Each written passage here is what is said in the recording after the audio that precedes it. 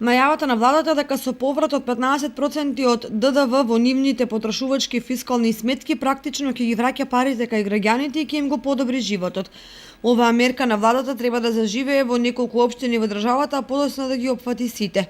Не е утврдено и не се знае кои ќе бидат пилот општините и според кои критериуми ќе бидат избрани, но сигурно граѓаните посакуваат тоа да се случи во нивниот град или населено место за први да се офајдат. На посебна картичка ќе се регистрираат парите од вратениот данок.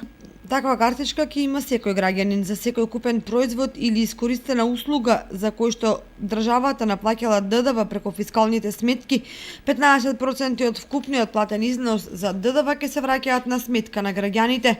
Тоа значи дека во секој семејство, ако се пресмета на годишно ниво, ќе влегува плата плюс од околу 30.000 денари.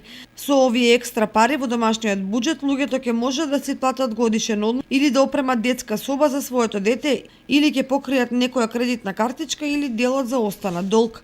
Според информациите, овој закон ќе започне како пилот проект на почеток на наредната година, но само во неколку општини, откако ќе се видат ефектите за кратко време се очекува да се прошири и во сите општини во земјата.